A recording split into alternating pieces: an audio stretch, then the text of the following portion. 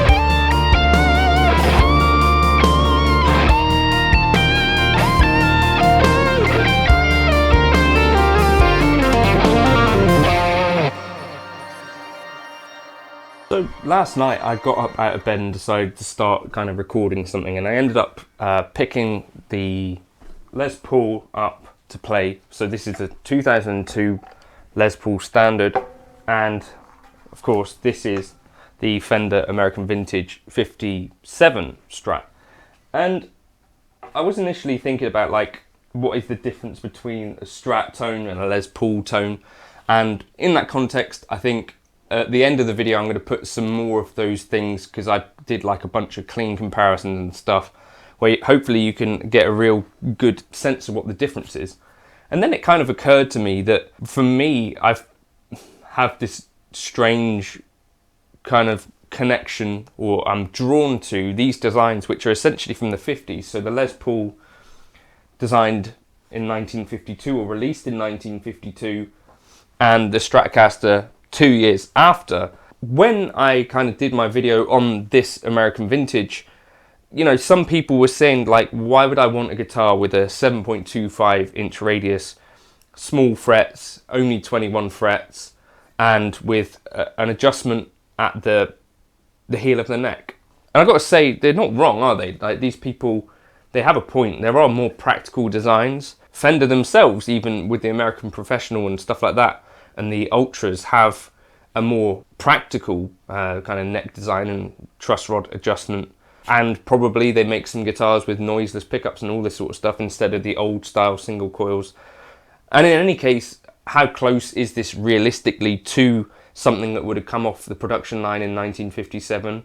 It's probably accurate within a certain point, but it's not going to be the same paint, is it? This has a poly undercoat, I think we know now. The parts are not going to be built in the same way. It's all CNC now as well, right? So realistically, it's a design which is based on something around this 1957 thing. But when we pick one of these things up, are we really thinking it's that close to what would have come out of these factories then? And do we even know what those things would have been like? Because I think quite a lot of the 50s kind of Strats and stuff that we see people like Eric Johnson play, I think a lot of them, as far as I know, had them re-radiused and stuff like that. The American original range that came before this one had a 9.5 inch radius and larger frets. Was that not objectively, in some ways, a more playable guitar, I wonder? And equally, you know, like the Gibson Les Paul, there's been updates to this design. I mean, the standard here is not actually super close, as far as I'm aware, to what they would have been building in 1952. I think it doesn't have the long tenon. There's some weight relief to this, and of course larger frets. Now, my friend Jake has one of the Murphy Labs, and that has the tiny frets and unpotted pickups and all that sort of stuff, and is you know, fairly close to being close to the historic stuff. And it's a very different guitar, but I wouldn't say necessarily it's like the sort of thing, if you said to me, do you want this Les Paul to be refretted with vintage frets, I wouldn't say yes.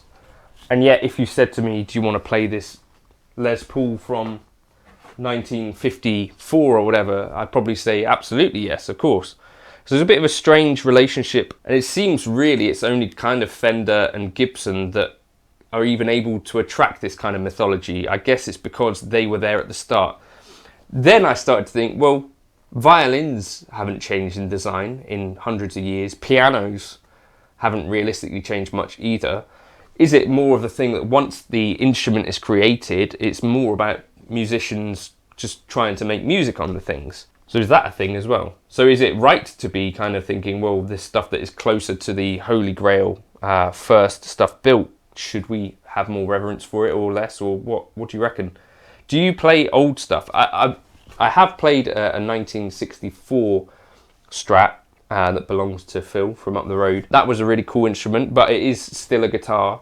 I think there are people that can afford to buy vintage instruments that certainly suggest that those are of a different kind of class, and that may or may not be true. I haven't tried enough to know whether that is the case, but certainly not affordable for most of us. But what is it about the Strat and Les Paul design that keep you coming back to them, or are you a person who's not really that into either of them? Are you more of a modern kind of specs guy? I guess if you were that, then something like a PRS is kind of taking inspiration from both and putting together in a bit of a more modern package in a lot of ways, but then you sort of end up with an in-between thing, sort of.